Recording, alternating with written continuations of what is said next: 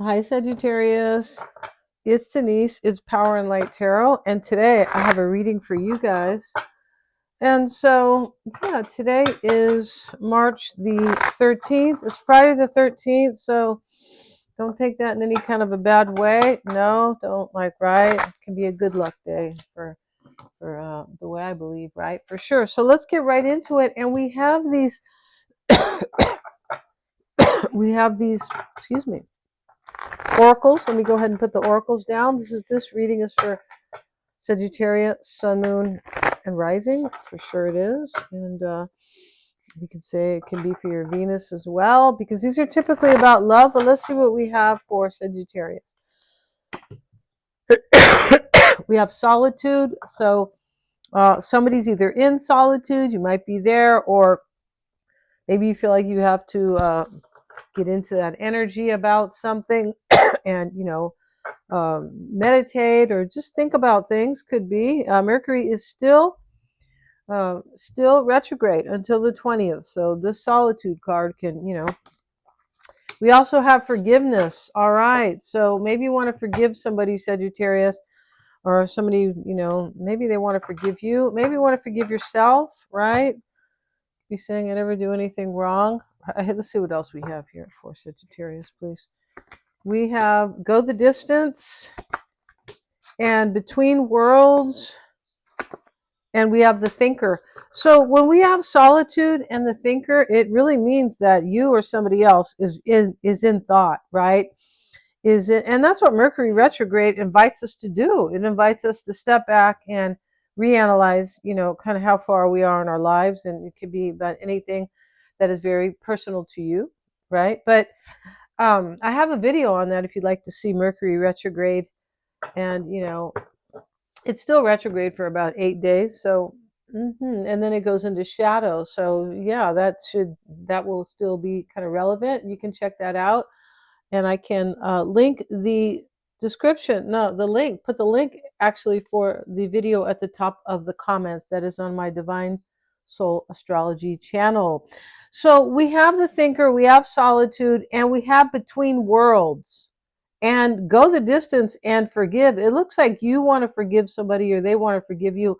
And now there's going to be like a new world or something new happening, right? Interesting too, because we're coming into Aries season, which is about newness. It is about new ventures. It sure is. And that's what Aries wants for us. So let's get right into it here. Yeah, let's see what we got for the tarot cards. Yeah. Yeah, we are still in Pisces season. Pisces season invites us to trust in our dreams and our visions for the future. It really does. And to overcome. It asks us to overcome our fears. And as we move into Aries season, and this is like make it real now. Go for it, right? Have courage and go for what you desire. So let's see what we have here. And that's what astrology has set up for us. Yeah, it has. As the houses and the signs progress. So let's see what we got, Sagittarius. We have the Ten of Cups to start the reading.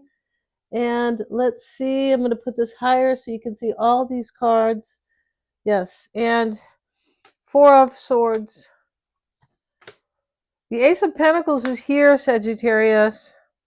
So this is typically a new opportunity. And as I said, we're coming into this new opportunity time with the sun moving into Aries. Also, we have the full moon at the April 1st. I'm doing a video on that, and you'll be able to see that on my other channel soon. But that's April 1st, and forgiveness is here. So when we have the full moon in Libra, that can ask us to forgive somebody, because Libra is always trying to create harmony and balance. And Aries is like the person, or you or the other person, and Libra is always the couple or the other person. Doesn't always have to be a couple, but forgiveness can really take place during the Libra full moon. It sure can. It brings endings and new beginnings. All right. Three of Swords. Wow. So here we see in the reading, we have the Empress is here. This is a feminine a feminine energy. It sure is. It can simply be about love, right? Libra rules this card. And it's about money as well. Libra rules Taurus, is not Libra, but Venus. Venus rules Libra and Taurus. The Empress is, it can be, this is, for me, this is Libra, but it can also talk about Taurus because, as I said, Venus rules Taurus. And she is sitting in her glory. And Taurus does represent finances and the good life, like, possessions and, what keeps us comfortable and things like that. That's Venus in terms of Taurus. So it's next to these two money cards as well. You could have some money coming your way, Sagittarius. You could. We also have the Nine of Pentacles down here, and when it speaks of somebody, when it speaks of a particular person, it can talk about somebody who is living, on a very abundant life, right? You could move into that. The nines also mean an end to a cycle. Yeah, it's a fulfillment. The nine, it sure is. So, like, something has fulfilled its purpose. Yeah. And so now we have the Four of Swords. It's sitting in the challenging energy. And, the Four of Swords is reflection. And we have solitude and the thinker, right? So somebody could really, this could be you completely thinking about something, about this, or even dreaming or praying about it, possibly. This can be meditation, just because he's in the church, he's praying, but still it can be meditation. And so here we have the Ace of Pentacles, or just thinking at home, right? The swords are about the mental energy.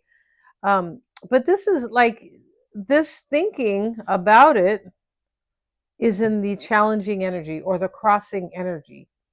So, they're right now with this Mercury retrograde, somebody is you or somebody else, Sagittarius. Why do I keep saying somebody? Because this can be somebody that maybe you want to forgive, right? Or they want to forgive you, or however it works, right?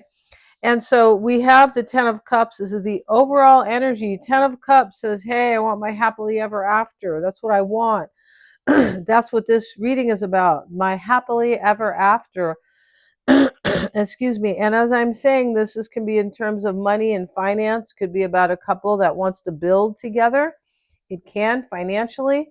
Yeah, for sure. And this Ace of Pentacles is representing an abundant new beginning, or the possibility for one, right? Everything is possible based on possibility in, in tarot and in astrology as well.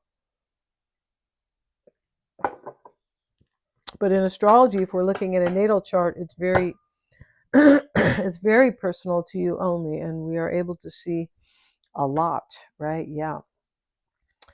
All right. So, and this Empress sits in the past, the recent past, and it could be, back, could be years back as well, but it is in the past. And the Empress is, as I said, themes of money or love, but it's a number 3. This is also self-love. Yeah, as it rules Taurus is about self-worth, Venus. So, but the Empress. But this can also be kind of that somebody had a lover, right? Because the Empress can sometimes be the mistress, the third party. She's a number 3. Yeah. So the mindset here, though, is like this fairness, or this give and take. And we're coming into the Libra full moon, which is about fairness and balance, right? He's got his scales. And he's sharing with these people here. So, and so in this reading, right? This card can be read a bunch of ways, but in this reading, it is about a give and take. It definitely is next to the Empress, which is, the Empress in astrology is a benefic. So over here, much like Jupiter, it's like, so this is, a very positive card next to the Six of Pentacles. So what does this mean? It means that this sharing here is something beautiful that somebody wants to do here because they're in love. Yeah, there's love here in this reading, for sure there is. Or there's a desire here to be with somebody that, or there's a desire here to have that. Yeah. And the Empress can talk about desire too. So we have a burden here that is, or something difficult. So there is something difficult going on here, but somebody's trying to make it go away here with the overall energy and the root why it's all happening, which is the Ace of Pentacles.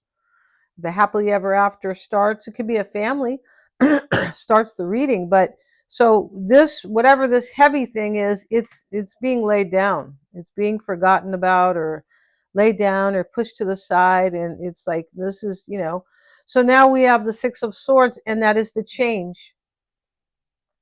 It's a transition. It's moving forward, and it's leaving something behind. And we can see by the card itself that he's rowing away from something or someone, maybe.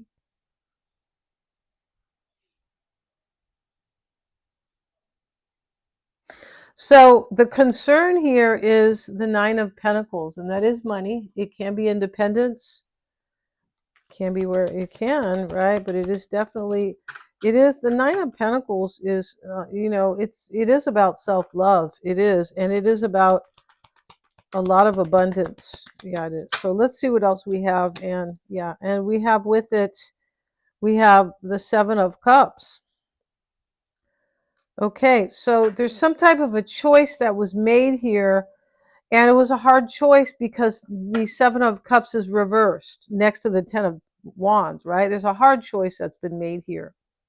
Somebody had options, or they're choosing right now from a place of options. Like, well, am I going to take that or that? And we have the Six of Swords here next to the Three of Swords and the Wounded Warrior. So there's some like heartache or major disappointment in this reading. And at the same time, there is somebody here who, you or this other person, Sagittarius, who is wondering, maybe, can that go away? Because we have forgiveness. Can this Three of Swords go away? And here he is, Six of Swords, rowing away, right? We're going to get one card here for Sagittarius on the Three of Swords, and we have the Five of Wands reversed. This is in the hopes and fears. Yeah, I hope this challenge can go away. I mean, you might have been a third party. That could be the case here. It's not necessarily, but you may have been here, Sagittarius. So, but this whole reading is really beautiful, especially as we approach Aries season. And this card over here, Nine of Pentacles, we can say this is a very Aries card, even though Aries is not of the earth, right? The earth element. Still, this is about independence, and that's where Aries works from. It works from a place of what can I do for myself to better myself, or to enjoy my life, or to take control of my life, right? That is Aries. It's like, I'm going to do this. It's the first cardinal sign. So we're coming into that season, and we have the Empress in the reading, and we're also coming close to the Libra full moon. So this reading can be entirely about both. I feel like there is some type of balance that will be most likely established, Sagittarius, for you, either in your love life or in your professional life, or with your work and your money, or um, these things that money, how we can't live without it, right? So there's some type of harmony or imbalance that you are bringing. Maybe you are able to kind of balance the scales that have to do with your career or job, or anything like that. All right. And conversely, this can definitely be about love. All right. So thank you so much for joining me here, Sagittarius. If you want to check out my videos on my other channel for astrology, yes, there's plenty of them, and I will link the Jupiter going direct. I'll link that, and that will be at the top of the comments, right? Thanks so much for joining me here. If you'd like to see the rest of those videos, or anything that's on my channel, you can see that. I just I had Mercury retrograde up there because it was Mercury retrograde in Pisces and things like that. So all very interesting. Thank you so much.